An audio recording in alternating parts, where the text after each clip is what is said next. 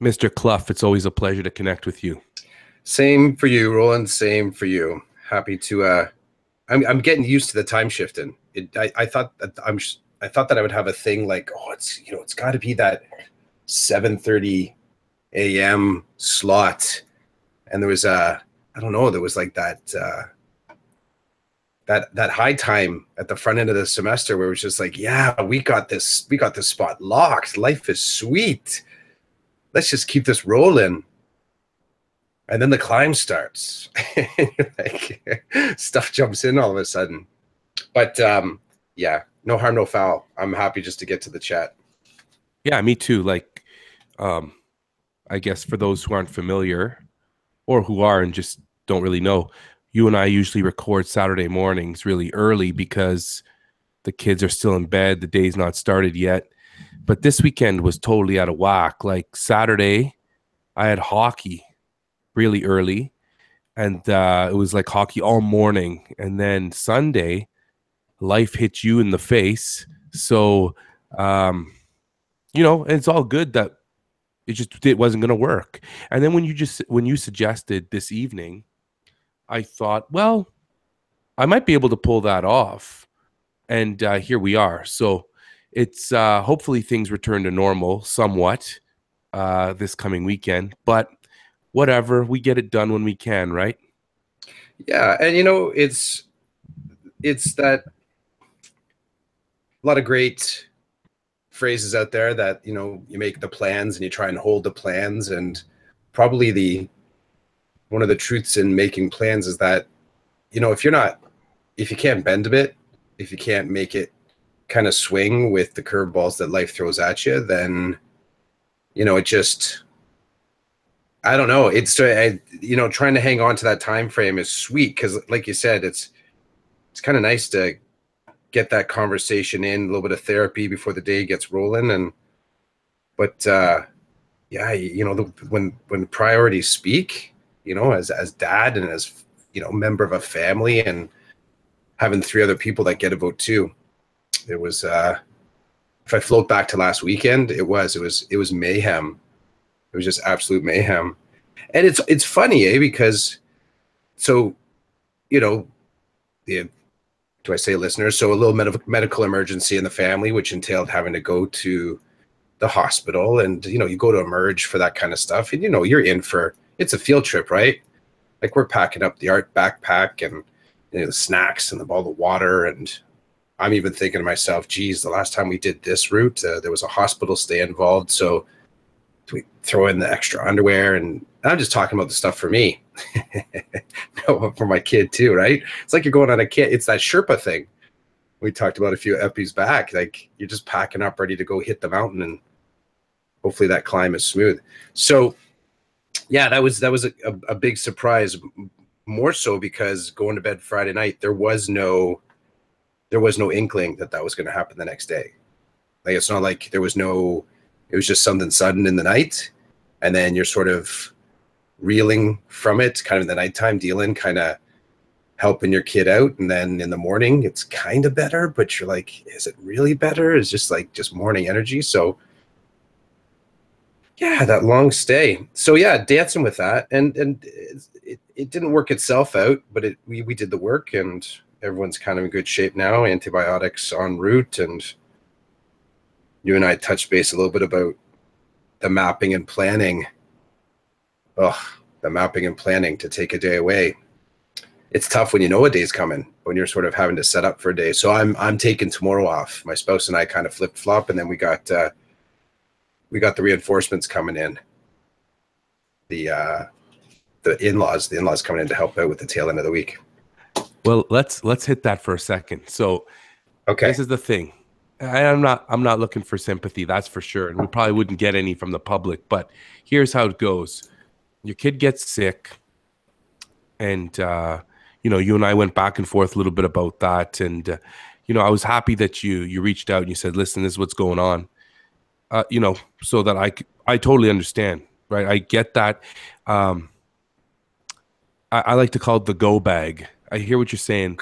The go bag. In my house, there's a section in the basement where we have things that if we have to go and we know we're going. And like you said, the hospital, when you go to emergency, it's a field trip. It's like it's a commitment. It's a commitment. Once you get there, you're in, and you're not going anywhere until you're done.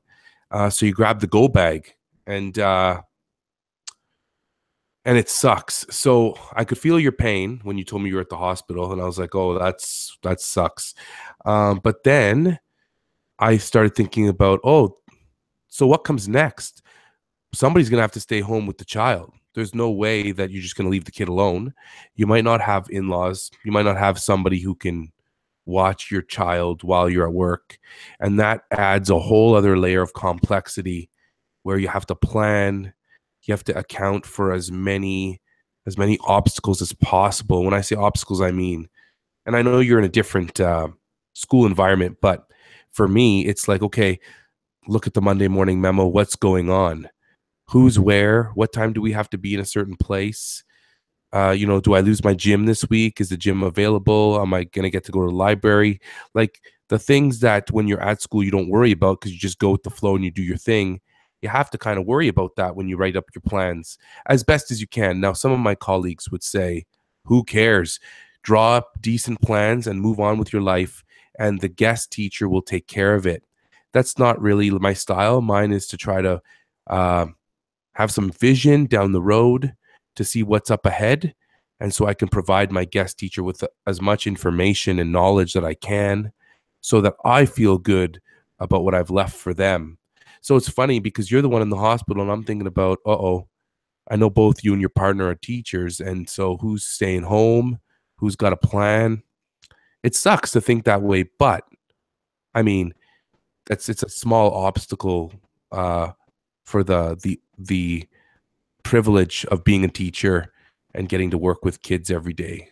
Yeah, and you're right. Like believe me, as I'm sort of mapping out so where we moved to in the town that we're in, we were strategic. We knew that we wanted to plunk ourselves down near sort of like a library. We're very close to a hospital. Like you pay for it, but it's so worthwhile because to be able to have many things within short travel distance, that's just ideal. Like on the front end, and I know that's something that not everybody can get to, and my family is very fortunate that we've been able to sort of plan our life that way and kind of have a house that's close to these things. Going that Saturday morning, the moment something kind of goes outside of what the Saturday should look like, you start to say, okay, like you right away have to go into that Sudoku mode where you're sort of like, you're thinking to yourself, okay, if this thing moves to here, how does that change the whole playing field?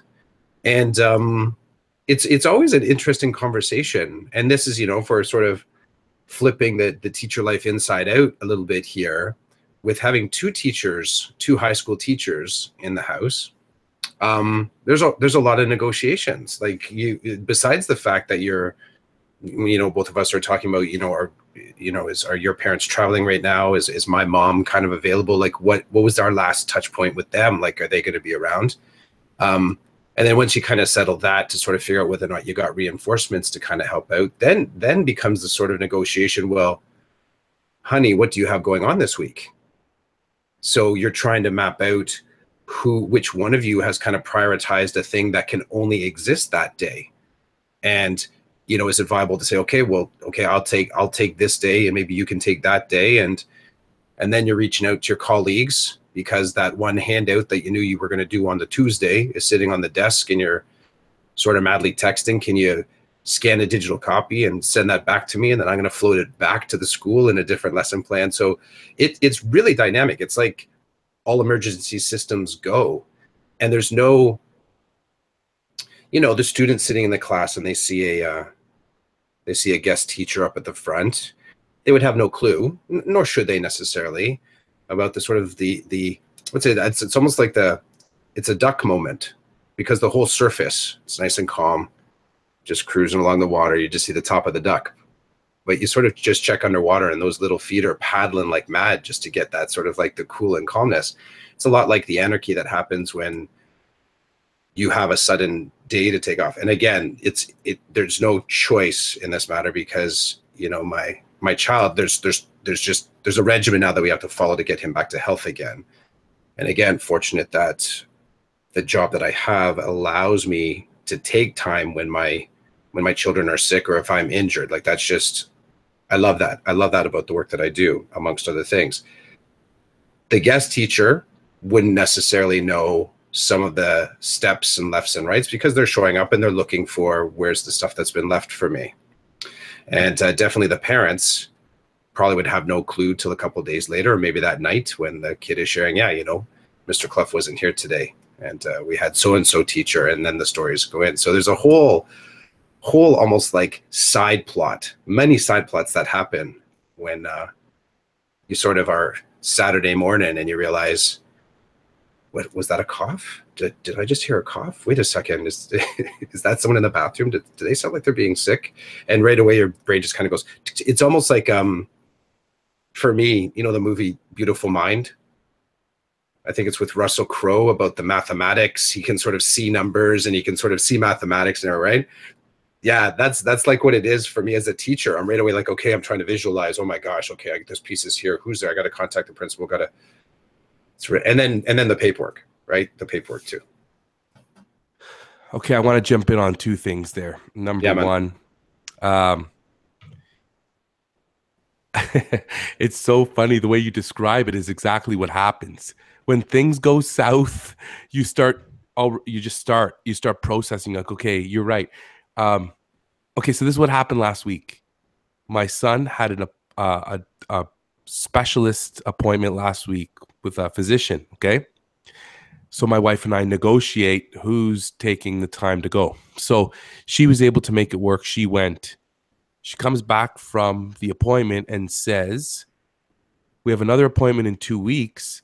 So next week, which is this week, we need to take him for this test, and this test. Normally, I don't freak out, but normally I'm like, okay, so which one of us is going to do this? Right away, I knew I was up to bat because she just took him last week. So actually today, I took a half personal obligation day to take my son from one test to the other. And we ended up having a good afternoon. Like he was good about it. And there were some things he doesn't like about the testing, but I said, listen, bud, like I'm going to be picking you up at lunch. We got to do this, this, and this. If everything goes well, we have time for a treat. We can go home and chill. And it was hilarious because it turned into kind of a fun game. So, but let me rewind a little bit. And let me rewind and I'll tell you how it played out. So late last week, Friday, I had to miss the afternoon because I had obligations with my son, but because it was a PD day, contractually, I can't have a half day off paid because of the collective agreement. So I took a half day unpaid so that I could take my son where he needed to be. But I also let my principal know that I really needed to be away this afternoon. So she was like, no problem. But you get to work, and now in a span of a day, I have half a day to fill in a day's worth of stuff, right? So, and I've only got recess to make that happen because I got to go right at lunch. And before school started, I got a new student. So I had to meet with the new student and meet the parents and stuff. So I literally had 15 minutes to print my plans that I created on the weekend, to do anything that involved anything outside of instruction had to happen in 15 minutes today. So you can imagine what every one of those minutes was used to like max potential. Okay. I probably even stole 30 seconds after the recess bell rang just to make sure things work. But this is how it translates. I get to my son, the whole world slows down. Now it's about me and my son. And my son is like, hey, Dad, can we get this done, all this stuff done before my school day ends? And I'm like, why? He's like, because I would love to be able to say we did everything we needed to do before my school day ended. So technically I could party during the day when I'm supposed to be at school. Like that's his mentality, right? And we did it. So we finished everything at like 2:35 and his school day ends at 2:50. So it was pretty cool. And he didn't give me a hard time and he just went with the flow. And we're at the hospital with like all these elderly people there for specific types of testing and they're all kind of staring at him like, what's this kid here for, kind of thing. So this is a nice way for me to cap my day, to meet with you, to talk about the weekend, and kind of, I guess we kind of decoded what it looks like when it hits the fan and we can't go to work for whatever reason. What does that look like? How does that play out? And you and I think we hit the nail on the head. You start to process right away what's going on this week, who's doing this, who's doing that. Do we have in-laws that can help? What is my availability? Like, am I going to get paid, or am I losing pay in these situations? Like all that stuff, it comes into play. It's all meaningful. So yeah, it's good. It's good to end this day by connecting with you. When I'm done talking to you, I have to edit a video that my students made. We continue being challenged by the other class in our school around Advent and how to prepare and what we can do. And so that's the other thing too. My kids today, they're like, okay, we need to finish this video. And dude, the video is no more than 1 minute and 30 seconds, but it's action packed. and they're like, when are we going to do this? And I said, well, this morning I couldn't get with you because you were outside before school and I had a meeting. Recess, I need all 15 of those minutes to prepare to leave. Lunch, I'm gone. And I said to them, like, are you willing to give up any of your time? Because we could do it while you're eating, but then I'm taking away from your eating. So, we ended up making it work. The kids made it work. They said, I'm going to go prep this, and then you're going to come over and you're going to film it. I'm like, okay. So it was a really good morning, very productive on both ends. And now tomorrow we start over again. I often wonder about it's so unquestionably, let's try that, rigid, the kind of rules of engagement in order to take an unplanned or even a planned day away from school. There's so many absolutes in it. And I often, it happens partway through it where you're just trying to map out, like for me, because of each kid could be doing a different course, there's a lot of little different pieces. So each kid almost has their own plan. So, and this has been my reality since coming through Alt Ed. Like it's not, I've been in this territory for a while now, but I think to myself, I wonder as I'm putting this together, I'm like, what is it like in other jobs? Because I think back to my restaurant days, and often so I would have my shift. There's that kind of shift. I knew kind of what I had to get done, but the work kind of stopped at one point, and I could go home, and there wasn't work to go home with me. And it's the funny thing around, and I know there's a whole lot of jobs that are like this. I've had a couple moments this school year where I'm mapping out for whether I'm away for a conference, or if the kid is sick, or even just a meeting where I'm next door and my class is just going on without me. I just have those moments of wondering, what's it like in other jobs where if you do take a day away, and that sort of, whether it's implicit or explicit expectation of preparing something for somebody else while you're not there.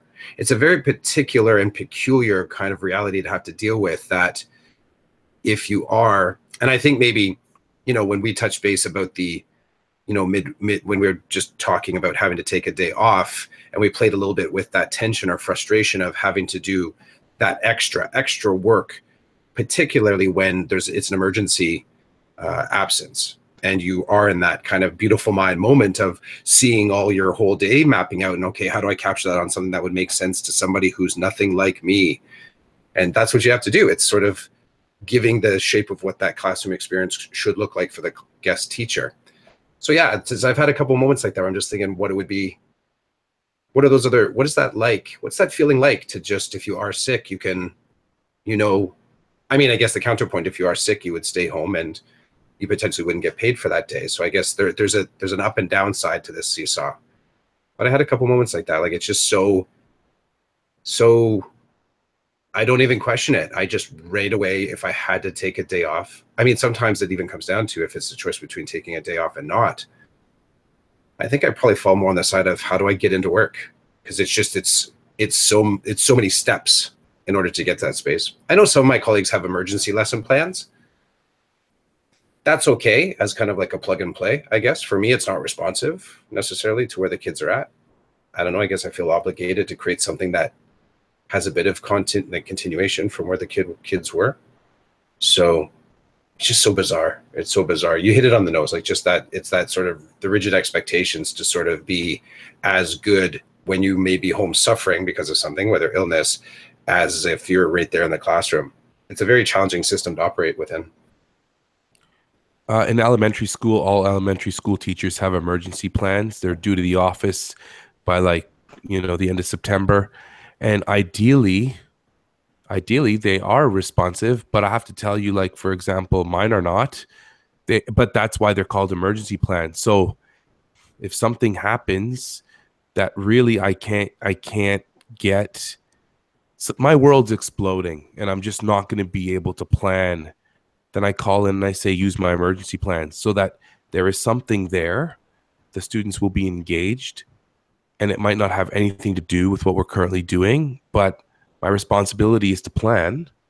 And that's what they're going to get that day, because whatever my circumstances are bad enough that I just can't create or build upon what we're doing.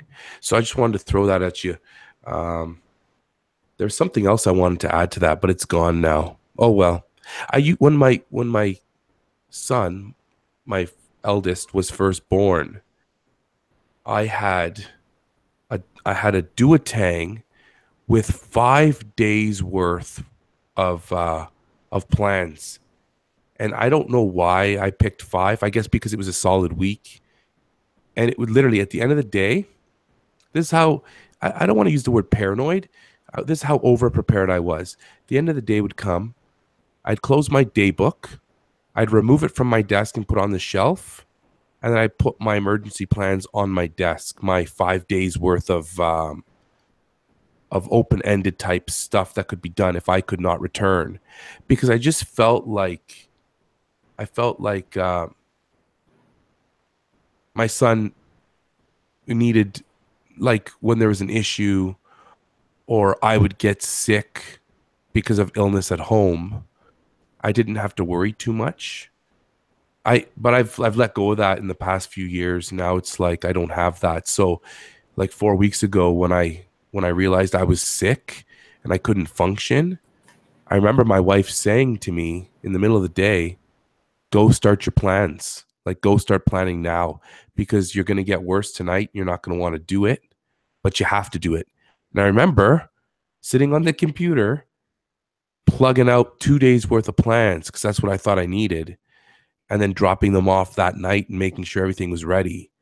I just remember, and it sounds so, when I talk about it, it sounds so ridiculous, but that's kind of what I felt I needed to do in order to prepare the room and prepare the content and the activities that I wanted my students to participate in when I was away.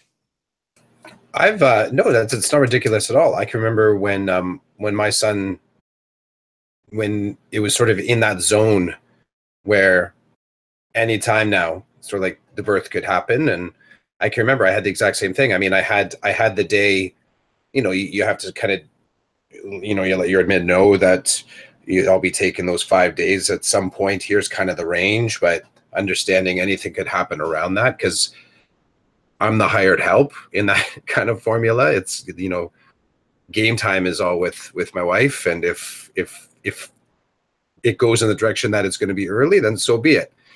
And I did the same thing. I would sort of pack out. I had it. I was constantly. The difference for me is I was constantly. So the plans that I design in general, I would be adding to them in case I wasn't going to be there the next day. So when I got in that zone, there was about 2 weeks there where I didn't know when my 5 days would start.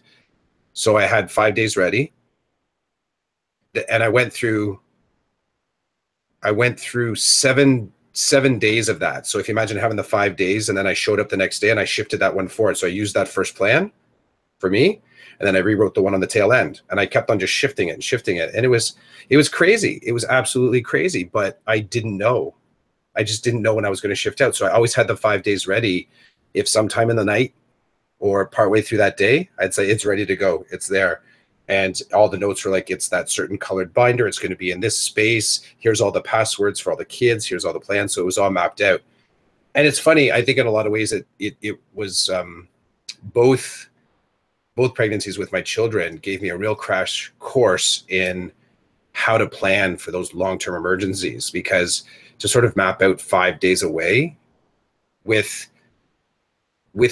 with intention, like it's not just stuff plugged in. It took some real, kind of getting out the big white erase board and kind of moving pieces around a little bit and say, okay, this will be kind of cool. Yeah, they would kind of enjoy this. Oh, but if I do this, I have to get this resource ready. I should text that person. Oh, maybe I could have that video. Oh, but I need digital copy of it because it's only computers in that class and it's a DVD. Like it's sometimes it can be quite, it's almost like if it wasn't for me, it wouldn't be stressful. I would love doing that for somebody else. I would love it. But when you do it for yourself, that reflective thing. Yeah, you had me right here. Are your emergency plans good enough for a trip to the emergency? Like, do you? And it's I don't know. This is a story that I'm sure only teachers will fully appreciate, but it's probably good to just kind of lay it out there. Hopefully we got some non-teacher listeners. They might go, okay, that's cool, but just it's your job, yo. Like, do your planning, help the kid, do it. We have listeners. Hey, yes, we do. Yes, we do. So They just can't find us all the time because we keep time shifting on them. They're like, hey, yo, we hear about this podcast 7:30. These two guys are awesome. They're like, yeah, but last week they were on at 10. Oh, wait, the other day they were on at like 8 o'clock at night on Monday. It's like a podcast scavenger hunt. yeah, Can you seriously. find us? Okay, so we got emergency plans covered, Mhm. and we've got the whole flavor that goes along with having to miss work. Yeah. It's something else, eh? It's like a Rubik's cube. Um, so Yep. what else is on deck? Did you have something in mind that's been kind of burning in your pocket? I've found this past week I've been feeling ineffective. I've been feeling like I don't have any tricks up my sleeve. And I started to land on the kind of like that concept of that one kid that you're just, I'm not getting the traction that I want. My tools aren't, they're not getting change rolling. I don't feel like I'm cracking open opportunity. And then I start to flip back and go, well, maybe I'm just not noticing the right things. So maybe it's not about the tools that I have. Maybe it's about the base knowledge for assessment that I don't have. So yeah, I started to think about that I'm imagining many teachers have, sort of in quotations, that one kid. Now, the thing is for me is that one kid right now is with me. That one kid is with me. So I think I've been in that conversation with other instructors where that one kid, it's kind of a story from the past. Like, oh, I remember, you're sort of like, I wish I could have done one more thing. So I'm in good shape there where I still am in the game. I've just been really frustrated this past week about not knowing how to move the connection forward in a way that I feel like all this past week I kept on saying, why does it seem like this is just becoming more complicated? Why don't the easy things work? So that's my theme throwdown. The one kid. Is that where the tweet that you put out about 50 minutes ago came from? Yeah. Let me read Yeah. it. Let me read it. So about 50 minutes ago, Chris, this is what Chris tweeted. You ever have that one kid, that one that stays in your head after the bells on the drive home with you and the fam during dinner and pops up in commercials on TV, is a character in that bedtime story and waits patiently while you sleep? Damn, how can I help that one kid? Dude, that tweet, every teacher can relate to that tweet. It's a thing, Every eh? teacher.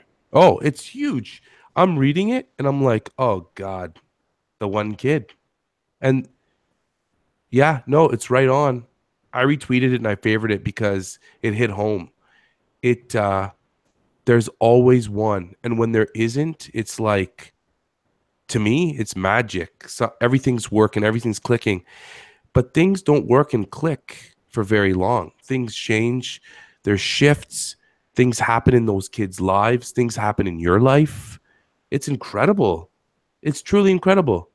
Uh, I've. It's funny that that's your theme because I'm not. It's not foreign to me, not at all. Like I had this moment last week. This one kid that I taught last year, very challenging, very challenging. Great kid, and now I enjoy him more than I've ever enjoyed him before. Probably because I'm not 100% responsible for his academics and his well being, but I'm going out. I was going out. I had to get some stuff done at lunch and I see him outside. So I holler at him. I got a nickname for him, but I'm not going to give it away. But I holler at him and I say, "Are you going home early? Like, are you not feeling well?" And he goes, "No, I'm going down the street to get lunch." And I said, "Where are you going?" He said, "There's a pizza place down the street." I said, "Okay. Uh, you're going to get a slice?" Like, because this is not a student that normally has money. This is not a student that in my whole time with him last year, he never left the building once to go get lunch. So he's like, "Yeah, I'm just going down the street." I said, "By yourself?" He's like, "Nobody wants to come. Nobody wants to go get food." Okay. So I get in my car and I drive away. And I was like, it bothered me for the rest of the day. I couldn't let it go. So I get back from doing my errands. I see him at the end of the day and I'm like, "Hey, how was the pizza?" And he had a big smile on his face and he was like, "It was excellent. $2.50, Mr. C. I got the biggest slice of pizza ever and a pop. It was awesome." And he was with the CYCW in the building and she looked at me and she said, "Do you know that he went all by himself?" And I said, "Yeah, I saw him at lunch. That's why I'm reconnecting with him. I wanted to see how it went." That one kid, and there's just so much behind who he is and the life he's living and where he comes from and what he brings with him to school every day. He's actually the inspiration for the tweet that I currently have pinned to my wall, which says, the tweet goes, "I know it's not Monday, but this helps provide some perspective." And it's an image I found on the internet of a little boy sitting um, on the ground by a door. And then the text I entered into it was, "If you need motivation to start your Monday, think of the students who dread going home on Friday." And this one kid is one of those students. Fridays were always challenging. Fridays were always days where I had to reset myself because for me, Friday tends to be a down day. Like you take it easy, you flow through the day, you send everybody home, and you go to do your business. But with this one kid, or maybe I should generalize and say the one kid, Fridays are, how do I keep this kid going all day, knowing that he does not want to leave? That for him, leaving sucks and it's the worst part of the week. I'm going home with a big grin on my face, right? I'm going out for supper with my family. My kids have sports. I get to visit with my in-laws. Like for me, I get time to do things that I've been wanting to do all week. For him, it's a nightmare, and it kills me every time.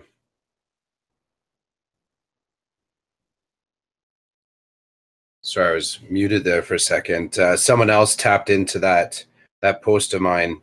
A good, a really, you know, great teacher. Her name's AJ, and she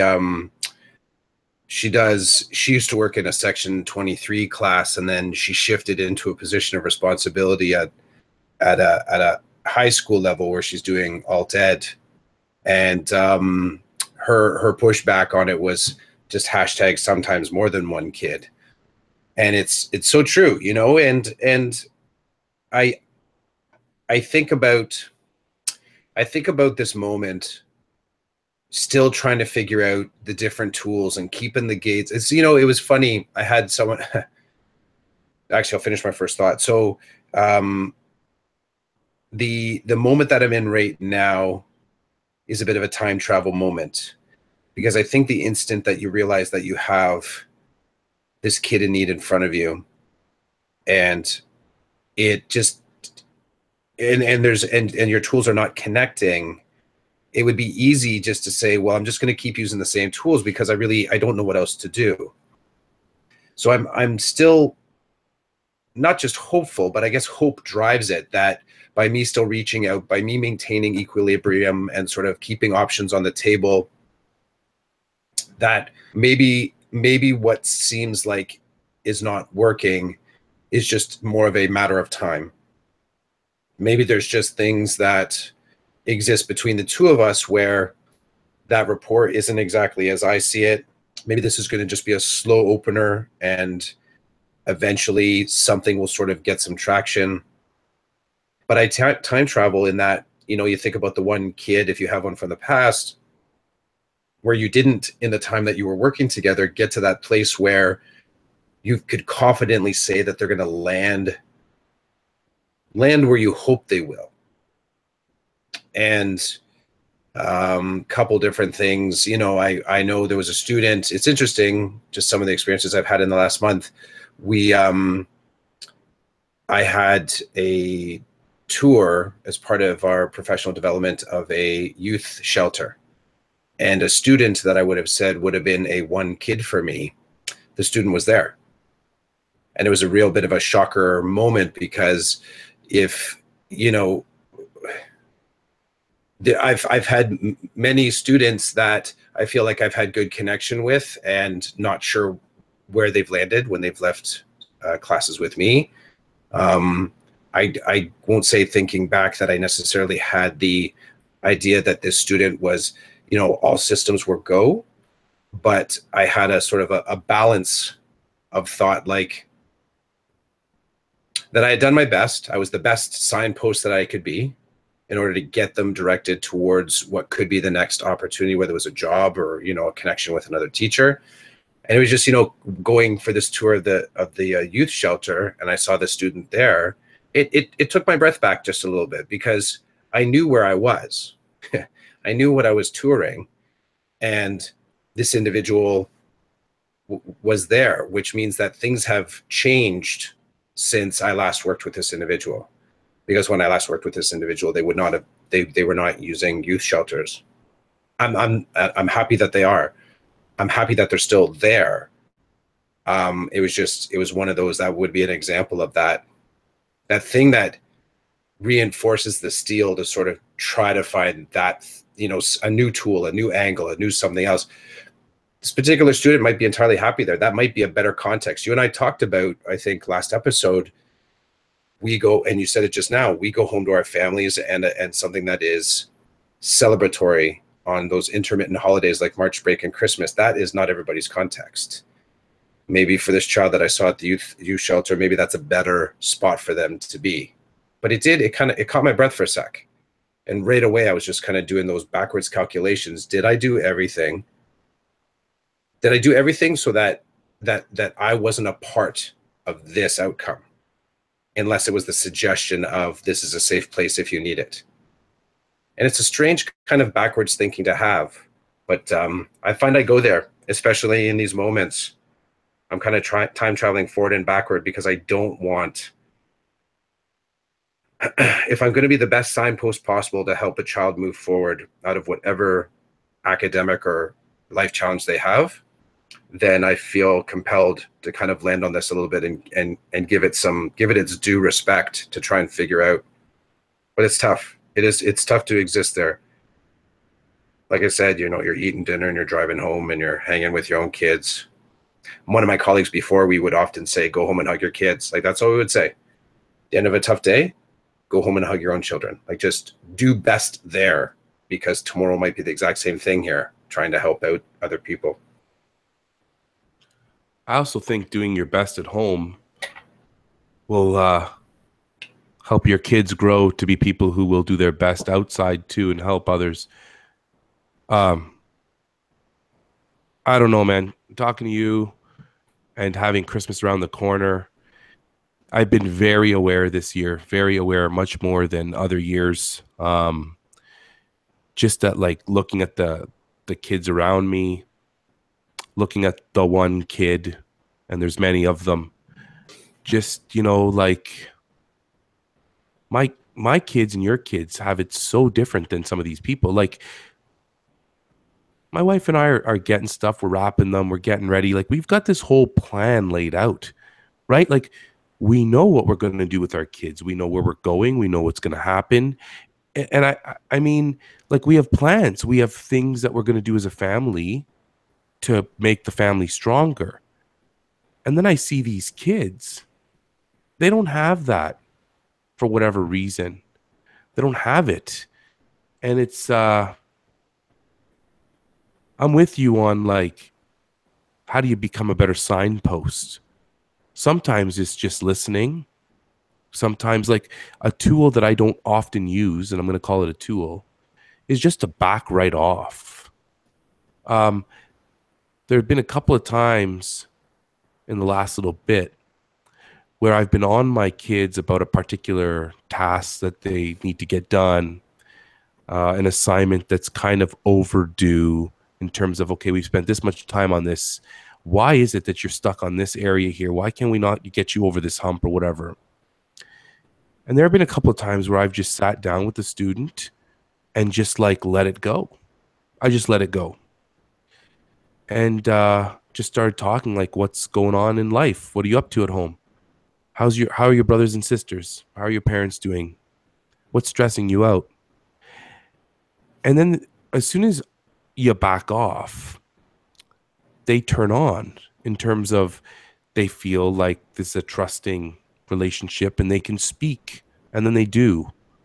And you hear things that are different than your world, right? Like you hear about the struggles or the stresses that don't currently exist in my world. And don't get me wrong, like you and I both have things we stress over. There's stuff going on in our lives, right? But not like these kids. And man, it's like it's layered for me because as a kid, I was always very worried about my safety and security, and not so much like physical safety and security, but my dad's at work and he's not coming home until he has enough money to pay the bill. Yeah. For whatever it was. Like that was my reality. And so from that reality, I've grown to be a person who, I'm a saver in terms of finances, and I'm always looking ahead to see, what's coming in and what's going out. And I didn't grow up like that. I grew up in an unstable environment when it came to that kind of thing. And so I'm hearing these kids, and what I'm hearing is the stress and the anxiety over the unknown that I can make a connection to because I've lived that life.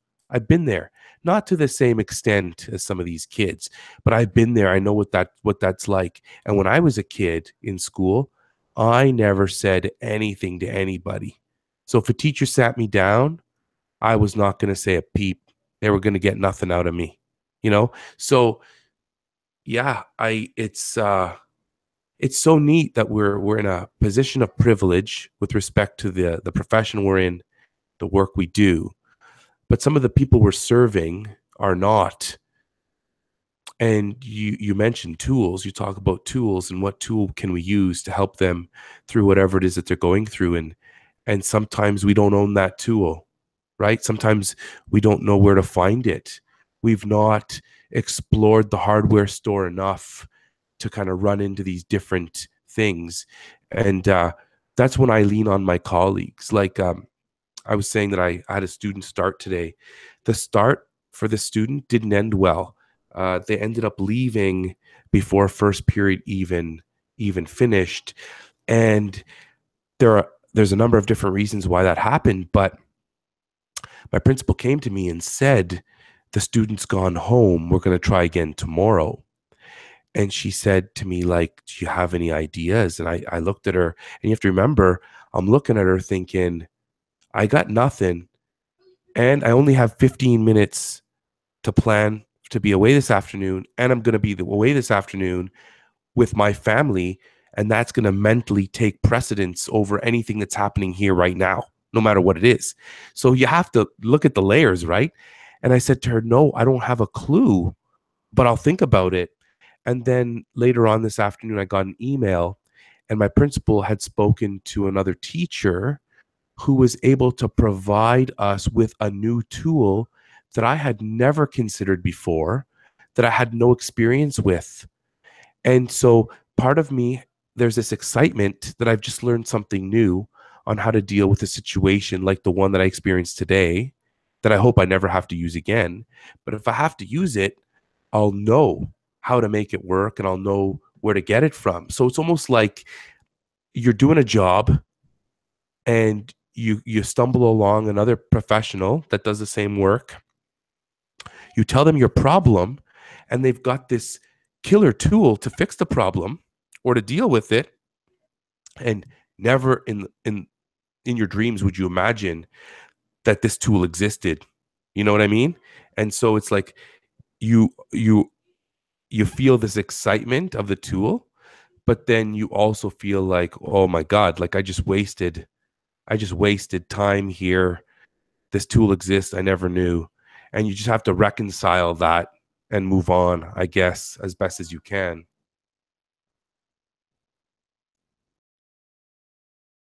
Did it again. Forgot to unmute my mic. You had me so deep in thought that for me, I don't move on. I'll tell you flat out. I don't. I carry it. I carry it with me, and I'm not released until the kid releases me. You know, even just 2-3 weeks ago. And it's funny, it gets buried under other things, but it's still there. Like it's not. Oh, I think I'm still there. I think your camera might have kicked out, but okay, we're back. Oh, we're off again. Anyways, I'll just say in the okay, there we go. I think if you're doing this on purpose now, clicking in and out. For those of you listening, we're experiencing video difficulties. It's all good though. It's I don't get released until the kid can do it, until I get the next check-in. And I don't realize how deeply some of these kids' stories are embedded in my psyche until I get, like, I got a call from one of the other sites. So there's 4 sites that do what I do. And they said, "Oh, by the way, so-and-so showed up and just wanted to let you know that he's okay. He's taking adult school now. He just wanted to say thanks." And you kind of go, geez, you just kind of, your soul kind of just kind of goes for a second, like it just drops and it goes back to that space. And you remember what that relationship was like and all the efforts on both sides. And sometimes all those plans and all that stuff still don't result in the thing that you're hoping for. And I didn't realize how much I was craving the release from that this kid was okay. And I got it. And he would have been that kid. He would have been that I couldn't get to him for many of the reasons that we've discussed. Myself, the system, the context, the kid, the resources, the extended resources, the opportunity, everything that just couldn't align to help this child out. So to hear that little hello, that I'm doing okay, like that voice from the past, it released like one small anchor. But I feel like I've got a few of those anchors. Like there's still a few of them out there that I didn't get to in a way that I thought It's the parental side that me as the dad, I have to admit, like it's me as the dad thinking me as the dad, I didn't get it to where I thought this kid was in as good a shape as they should be. So that is the hook of what we're talking about here. I think that was also part of the drive in you and me getting together to talk about this, is that it's not as simple as just being a teacher and going in and doing what you learned at faculty. You bring yourself in there, right? So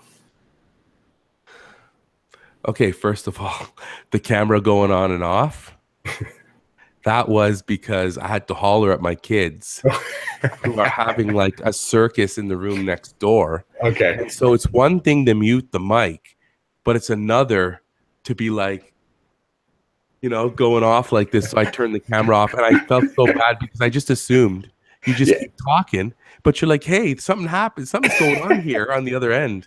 You know what's cool though? If anyone checks out the video feed, every time it clicked back in, you're like this. And then it would be like you just kept on popping in and you were so happy. I thought you were just like messing around. No, You're, sorry. Okay, so now you know that when I'm muted and the camera goes off, yeah, I'm yelling at it's somebody. perfect. Something's going on. So, Here, I got to try it though, because it was like this.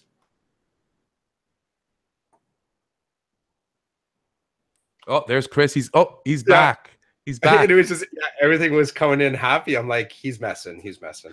Sorry, no, I wasn't messing with you at all. I No, wasn't it's messing with you at all. that's so good. So it just to get released, I crave it.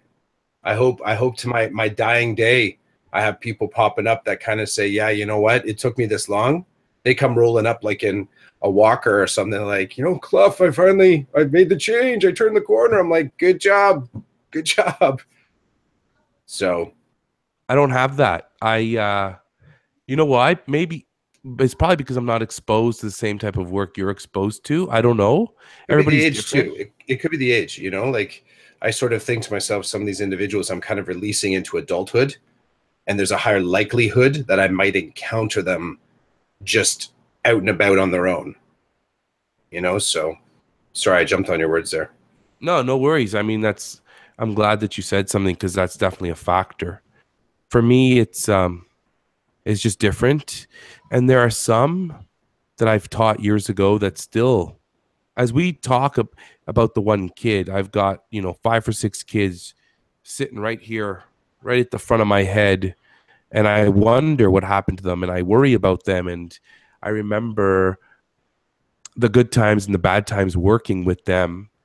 And it's almost like I think I've used the word privilege a couple of times tonight, but it was a privilege to get to work with them and their parents in some cases because there's a real human element that I think is missing in a lot of other places, and the human element I'm feeling is much more important these days than ever before in my brief career. Um, and that theme for me just keeps popping up. Like it just keeps popping up that like and Andrew Campbell has spoken about this. So is Jonathan. So we're Mm-hmm. all on the same page in terms of we're working with people here, like young people, and we're trying to get them in a mindset and in a place where they can function like good people. And it's the ins and outs of what we do. It's woven in everything we do as educators, but I think maybe with the way technology has gone and so strong, and the way society is responding to it, that it's easy to blame the tech for the way people are acting. And my response to that is, we need to go back to basics. We need to remind people how to be people. The tech's not going anywhere, right? Like it's not. High tech and Google, they're not just going to turn everything off because people are acting differently now than they did 10, 15 years ago. It's not going to happen. So we educators, in my opinion, need to work with that. And we need to use that to our advantage as best as we can and move forward so that the kids get the best of both worlds. Um, I'll fill you in on a little secret. Uh, it's not really a secret, but it kind of is a secret. a lot of the videos my students have been making lately are all wrapped around our faith.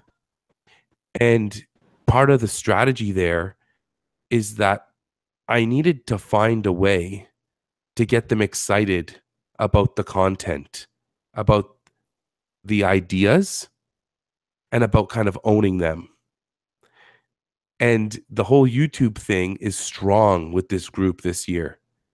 And they have been creative forces around this type of media that is directly connected to our faith as Catholic learners.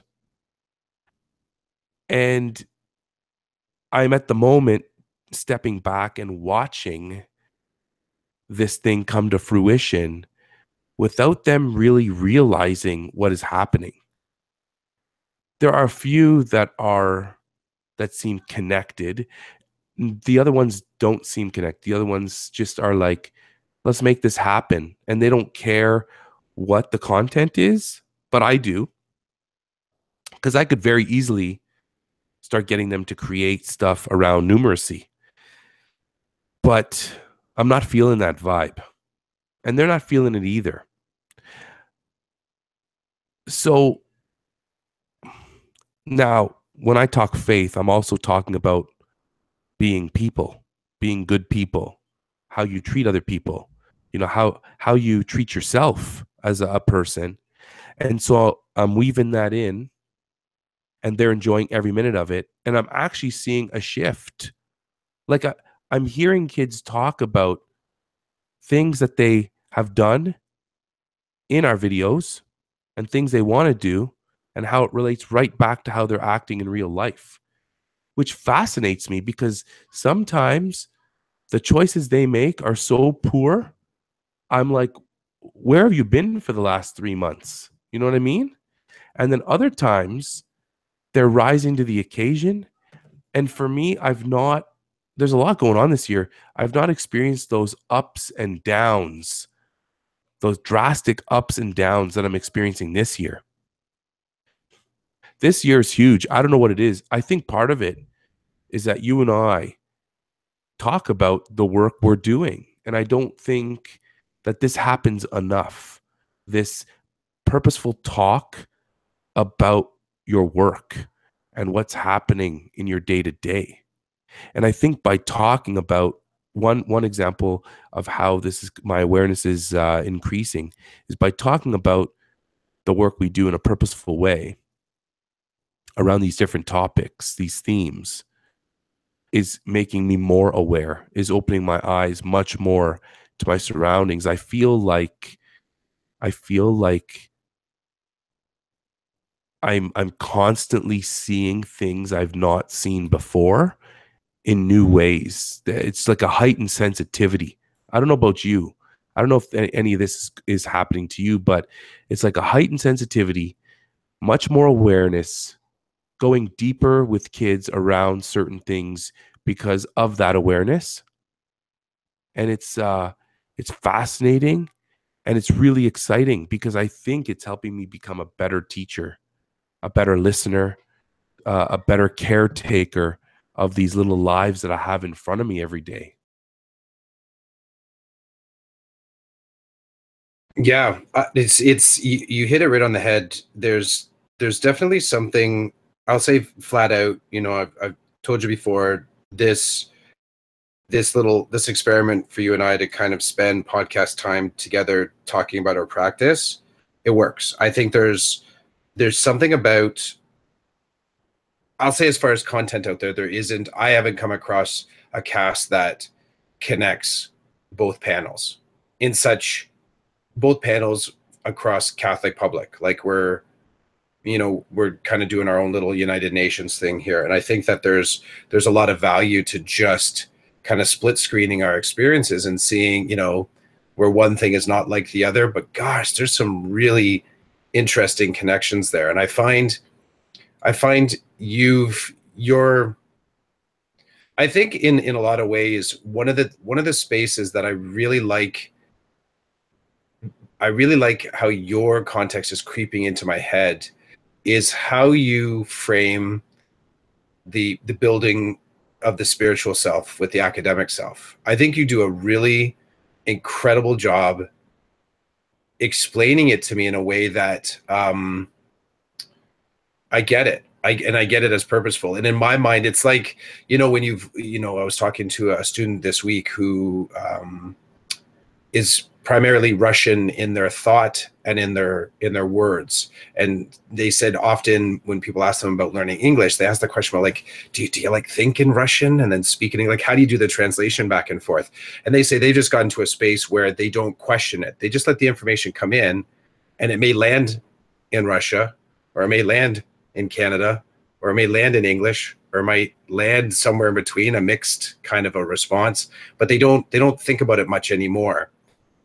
They're able to kind of process the duality of it and just kind of exist in both. And you do a really great job of bringing that to mind for me, because I think without you explaining the things as you have, as preparing for Advent, and the idea of weaving the digital into the Catholic values, and that as well, using YouTube to engage the kids in content that is so important to their development. I think without that, I would probably be asking the wrong questions. I'd be asking really assuming questions and kind of heavy-handed questions, trying to dig under that spiritual approach. So what I really dig about this practice is that it's allowing me to sort of look at this sort of the learning skills, work habits, and character matters from your POV. And I think because of probably maybe say the systematic way you come at it, because you're elementary, so there's more structure to how it's sort of seated in the children.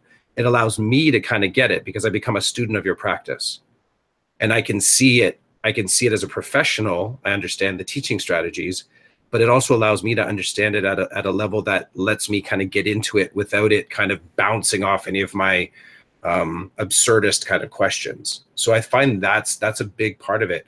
I think secondly too is that at the heart of it is I have a deep respect for you as a human and your practice, and you as a man and a father. And it makes me think about the relationships where that isn't the case for me, and it explains a lot to me why I don't have some conversations with people. it's flat out like I haven't worked it, either because you either work to make a relationship like you and I have developed, or it happens naturally and you go with it. Whatever that sort of feels like on either side of the fence, I don't know, but I feel like I do have a friendship with you. The other people that I haven't taken the time to nurture that, it would explain why I don't have this same level of conversation. But what if I started investing in that way? Could I, is there obviously an untapped thing? And I mean, I'm not about to go out and start up 17 or 22 different podcasts just to get to reflective collective practice, right? But there's something there to examine. And someone asked me, I did a squirrels podcast actually last Friday night, and the individual was saying to me, amongst other things, when we're doing the conversation on the front end, they were sort of concerned after the fact about, what we talked about and how they had said it and the questions. And this individual hasn't done a lot of podcasts. They don't have their own podcast. But I said, it's funny, I was in the same space before I sort of started podcasting. But what I came to realize was that it was those exact same questions that were rattling around in my head that led me to podcasting. I had to get out of my head. And that's the third thing that this thing really allows me to do is this moment, the hour a week is just the right kind of medicine and moment to get me out of my head and kind of reset the ticker a little bit. So I appreciate you and your time. Yeah, I appreciate you and your time too. And I got a couple of things to drop on you. Shoot, I didn't write one down, but let's see if it'll come back to me. And then you can drop some homework if you want. Okay. And then we're going to have to mosey on our different ways. But okay, so I appreciate you telling me kind of what you've picked up from my perspective and the work that I find myself in. And I really enjoy how you talked about both us being in different panels, You're with the public system, I'm with the Catholic system. It's really cool to look at the differences and the similarities. But I want to say, let me tell you what I'm getting from you, from these conversations, from this connection that we've made. Okay, so when I look at the work you do, if you imagine like a desert, you're out in the desert, okay? And I'm coming from a place with my students where I'm in the middle of the desert, and no matter where I look, I don't see the edge of the world. I just see vast space for my students to grow and then go out and explore.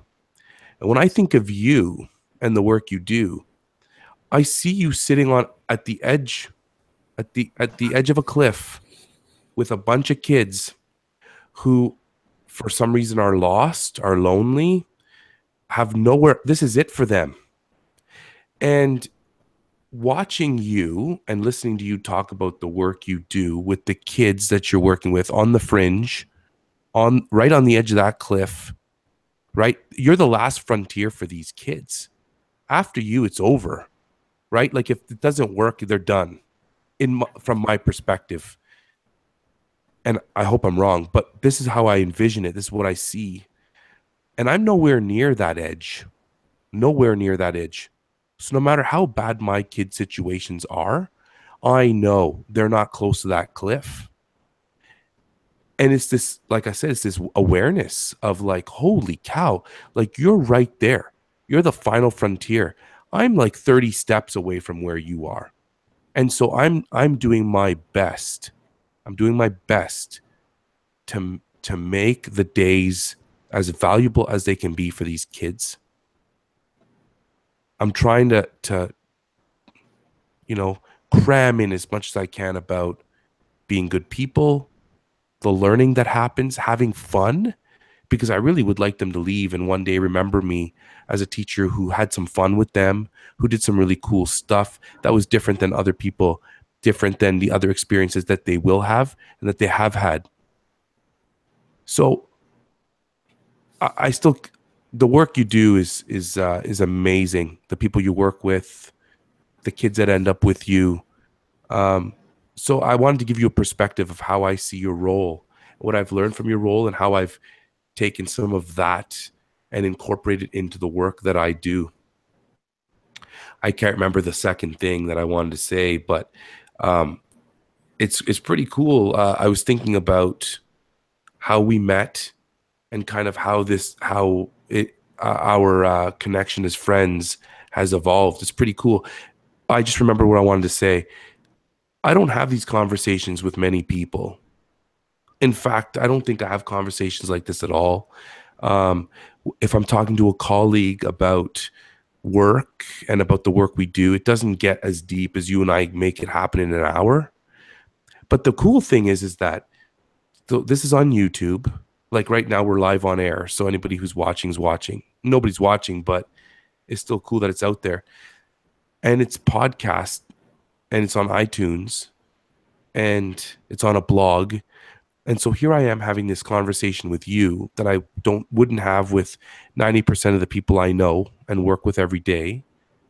But this conversation is now out there for everybody to hear. It's really cool for me, that dichotomy that on the one hand, I'm spilling my guts, giving you everything I got in my head right now. Tomorrow morning when I go to work, this isn't going to happen. But the person I work with might stumble across this, listen to this and be like, holy cow, I didn't know he thought this way, or I didn't know that he cared so much, because sometimes it doesn't appear like I care at all. But it depends who I'm talking to, and it depends on my relationship with that person, and a variety of different things that I wish I could, that I could change, but I might not want to. I was going to say that I wish I could change, but I know I could change them. I just don't want to. So yeah, I thought I wanted to say something about that here we are talking like this and it's out there, and yet I won't do this with other people. That's cool, man. That's cool. I I Yeah, it's funny. There's you. That's a perfect. I think that's a perfect landing point to sort of make it to the homework. It is a truth, and I think it's you're playing off what I'm saying, that just that deep appreciation of context and respect of each other as humans and the work that we do, and that our each of our contexts has something to say to each other. We can decide what we take from those contexts without the obligation to sort of say it absolutely will work, or um, it's just an open share, which is kind of cool. Last week mentioned about the asking colleagues around how they kind of bridge over those intermittent breaks. I only got to ask one person, but I guess I asked the right person, because they said that they write little mini affirmations for each of their students. So they will when they know there's going to be a break, like the holidays, or they know that there's going to be the March break, they take some of the moments that have happened in the class so far. They just keep their, I guess, in their day book, they track it and they put it into a card for the students, just as a, if you want some feel goods over the holidays when you're not here, this isn't homework. It's just me sending some positivity your way. And I thought that was kind of a cool way, a really simple way to bridge that gap. It's there's a lot of different, I guess, mutations you could do of that. I mean, I guess you could, they could be cards or stickers, they could be little games, they could be pictures from the class, almost like little time capsules you could drop that way. So I thought that was interesting to hear them say that. And that's at secondary that this individual was doing that. As far as, let's say homework for this week or this short week or whatever, I guess I got to give respect to the topic that we spent a good chunk on. It's the checking in with that one kid. And I know it's not as simple as getting to a solution. Maybe it's just